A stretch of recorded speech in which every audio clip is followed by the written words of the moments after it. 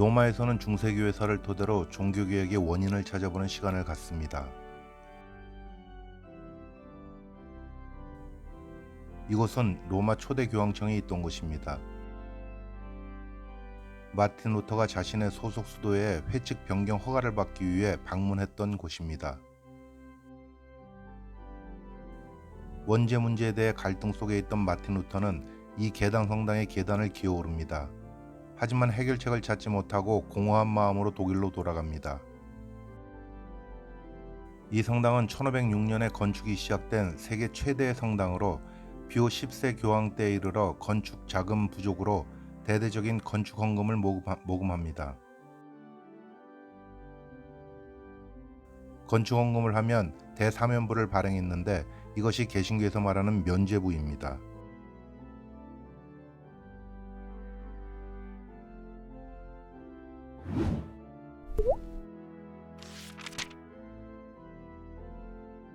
르네상스의 발상지 피렌체입니다. 기독교가 공인화된 313년 이후 헬라 문화는 우상 숭배로 이어져 전부 철폐됩니다. 하지만 중세 때 메디치 가문의 도움으로 문화예술을 되살리는 운동이 일어나는데 이것을 르네상스라고 합니다.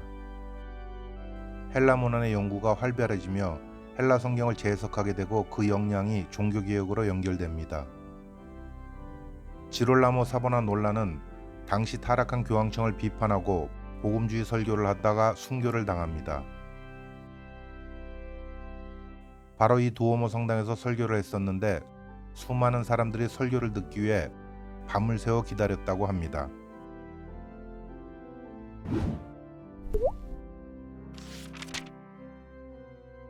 이탈리아 경제의 중심이자 패션의 도시인 밀라노입니다. 카톨릭의 두 교부 암브로시오와 어거스틴이 심우했던 도시이기도 합니다.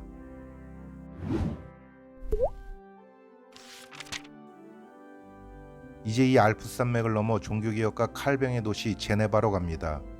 이 산맥은 이탈리아와 스위스 간의 국경이기도 했지만 카톨릭과 개신교의 경계선이기도 했습니다. 국제도시 제네바입니다. 종교개혁가 칼뱅이 가장 많이 활동을 했고 돌아가신 도시이기도 합니다. 당시에는 스위스의 모든 도시가 독립적으로 운영되고 있었습니다. 칼뱅은 이곳 제네바에서 교회법을 사회법으로 완성시키고자 노력했습니다. 그의 서적 기독교 강요를 완성한 도시이기도 합니다. 칼뱅은 종교개혁의 완성을 위해서는 목회자 양성이 가장 중요하다고 생각했습니다. 그래서 제네바 아카데미를 설립하게 됩니다. 생피엘 교회는 기욤 파렐 목사님이 심우했던 곳이기도 하며 칼뱅이 설교했던 곳으로 유명합니다. 개신교 핍박을 피해 이곳에 온 스코틀랜드의 존 낙스가 이민 목회를 했던 곳입니다.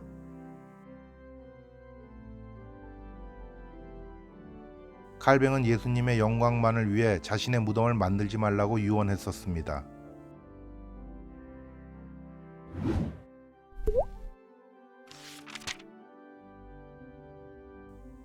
추리인은 종교개혁가 쯔빙글리의 도시이고 급진개혁파 제세례파가 탄생한 도시입니다. 성경적 삶을 선택하고 유아 세례를 부정했던 제세례파는 한때 이 도시에서 이단으로 처형당하기도 했습니다. 당시 소세지 사건으로 종교개혁을 하게 된 쯔빙글리는 군종 신부로서 사회개혁도 같이 진행하였고 후일 칼뱅의 종교개혁에 영향을 줍니다. 이 글로스민스터 교회의 사제였던 쯔빙글리는 이 교회의 성상을 철폐하고 자국어 예배 정착에 노력하였습니다.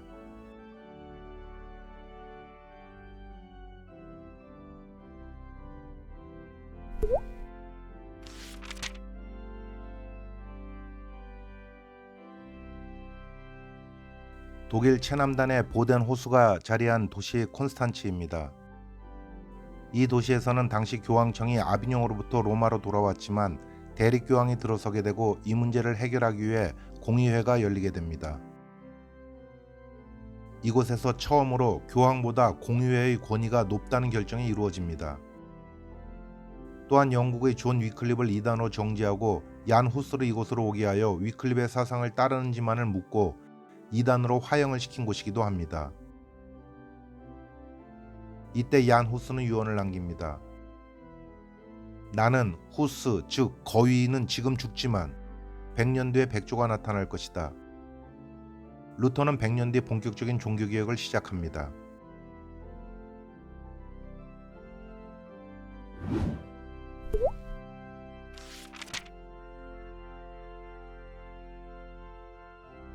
스트라스부르크는 독일과의 국경에 인접해 있는 프랑스의 도시입니다. 중세에는 독일령으로 되어 있어서 수많은 개신교도들이 박해를 피해 이주했던 곳이기도 합니다. 인쇄활자를 발명한 구텐베르크의 고향이기도 합니다. 그래서 개혁주의 서적이 쉽게 인쇄되어 유럽에 퍼지게 됩니다. 칼뱅도 제네바에서 추방당하여 이곳에서 3년간 이민 목회를 했던 곳입니다. 칼뱅은 이곳에서의 목회를 인생의 가장 행복했던 순간이라고 회고합니다. 이곳의 마틴 부처 목사님도 칼뱅과 함께 종교개혁의 한 획을 긋는 분입니다. 루터와 쯔빙글리의 성찬 논쟁 당시 함께 회의에 참석하신 분이기도 합니다.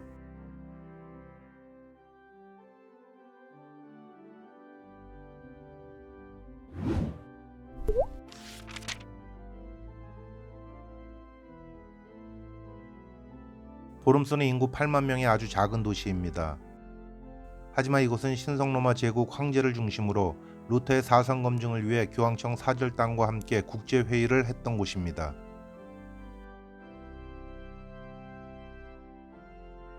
야누스가 콘스탄츠에 불려가서 화형을 당한 것을 알고 있던 루터였지만 위험을 무릅쓰고 이곳에 오게 됩니다.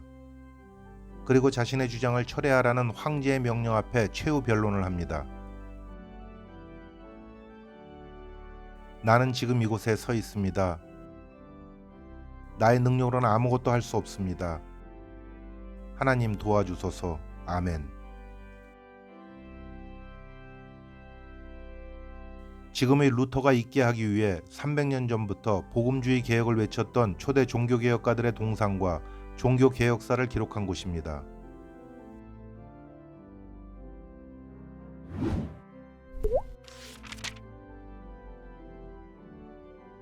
학문의 도시이고 30년 종교전쟁의 흔적이 남아있는 역사 속의 도시 하이델베르크입니다. 이곳 성령교회에서는 전쟁 중 가톨릭이 우세하면 미사를, 개신교가 우세하면 예배를, 힘이 비등했을 땐 칸막이를 치고 예배와 미사를 함께 드렸던 곳입니다.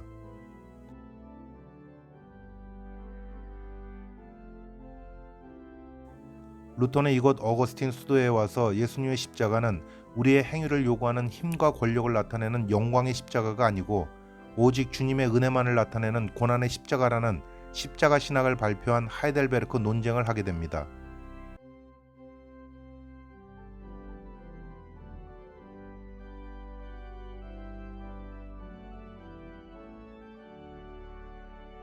또한 30년 종교전쟁의 상흔을 그대로 간직하고 있는 고성은 랜드마크입니다.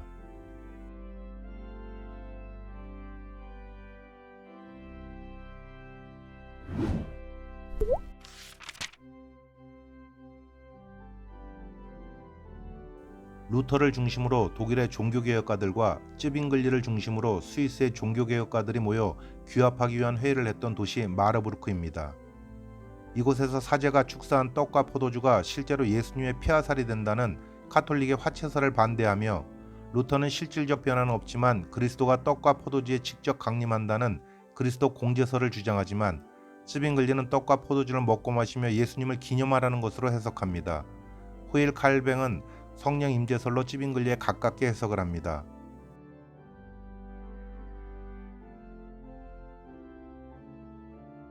이로 인한 성찬 논쟁으로 스위스와 독일은 각자 다른 길을 가게 됩니다.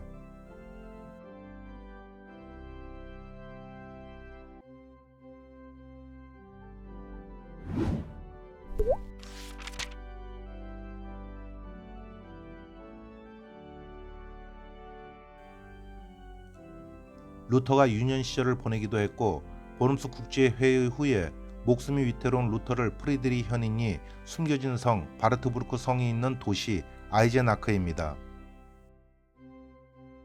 기사신문으로 위장하고 이곳에서 라틴어 신약 성경을 독일어로 번역한 곳입니다. 현재 이 신약 성경이 독일어의 문법을 정리했다고 합니다.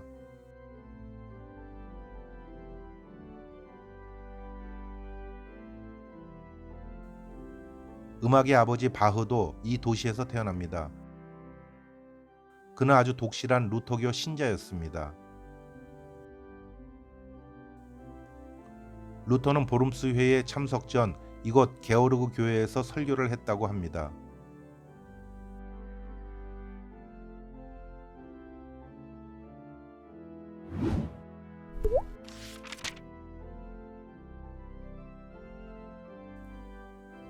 루터가 신학국을 공부했고 신부 서품을 받았으며 수사 신부로서 머물렀던 도시 에르푸르트입니다. 루터는 수도원 성당 안에 있는 이 무덤에 엎드려 신부 서원을 하게 됩니다. 그런데 아이러니하게도 이 무덤은 콘스탄츠에서 얀 후스를 사용시킨 추기경 자카리아의 무덤입니다. 종교개혁자를 이단으로 사용시킨 추기경 무덤에서 신부 서원을 한 루터는 100년 뒤 종교개혁가로 세계를 변화시킵니다.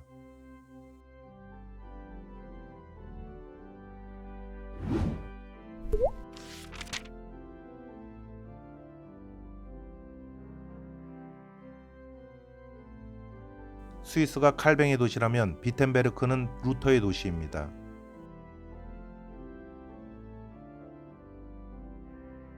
바로 이곳에서 루터는 95개 반박 조항을 붙이고 종교개혁을 시작합니다. 루터는 복음주의 신학을 견지하지만 카톨릭의 전례와 미사 형태를 상당 부분 받아들입니다.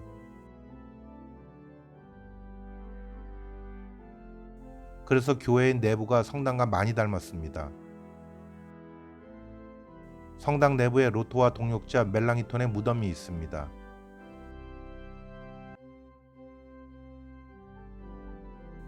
그리고 자신이 심무하던 이 성안나 교회에서 복음주의 설교를 매주 하였다고 합니다.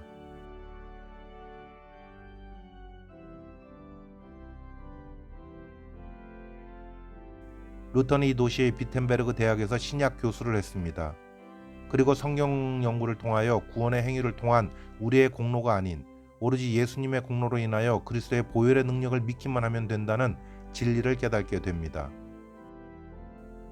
이 집은 루터의 지원자 선제후 프리드리 현인이 루터에게 제공한 것입니다. 이곳에서 루터는 날마다 신앙 토론을 하여 수많은 손님의 왕래가 있었다고 합니다. 그의 조력자이자 부인 카타리나가 있었기에 가능했다고 합니다. 현재 이 집은 박물관으로 역사적 유물이 많이 보관되어 있습니다.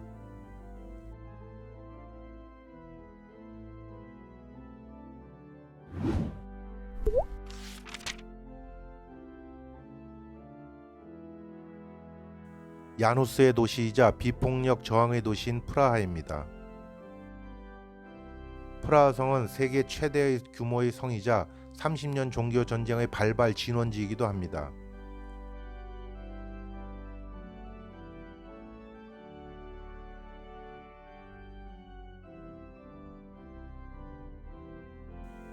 고딕의 정수를 보여주는 비투스 대성당 역시 당시 중앙유럽 전체에서 정치적, 문화적, 경제적인 중심지 역할을 한 도시의 힘을 보여줍니다. 구시가지를 중심으로 보존되는 역사적 건물들은 1, 2차 세계대전의 피해를 보지 않았음을 보여주고 있습니다.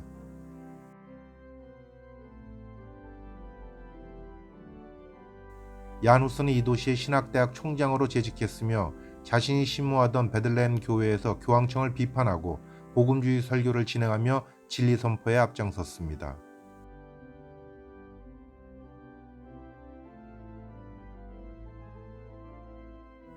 자, 여러분 잘 돌아보셨나요? 저희가 2편에 걸쳐서 종교개혁에 대해서 설명을 드렸고 또 영상을 돌아보시며 도시를 방문해 보셨습니다. 사실 종교개혁에 대해서 자세히 설명을 드리고자 하면 그 내용이 상당히 방대합니다. 하지만 여러분들이 이곳에 오셔서 직접 생생하게 모든 도시들을 돌아보며 전문 가이드의 설명을 들으시게 되면 훨씬 더 많은 내용을 설명을 들으실 수가 있습니다. 약 10일 내지는 12일 정도의 기간을 거쳐서 끊임없이 여러분들에게 시대적 상황과 또 여러 가지 많은 사건들 내용 그리고 인물들에 대해 설명을 들으신다면 훨씬 더 도움이 되실 겁니다. 너무 짧은 시간에 영상으로 여러분들한테 준비해 드리는 것 자체가 좀 부족할 수가 있지만 여러분들한테 최선을 다해서 간략하게 정리해 보았습니다. 여러분들 로마로 오십시오.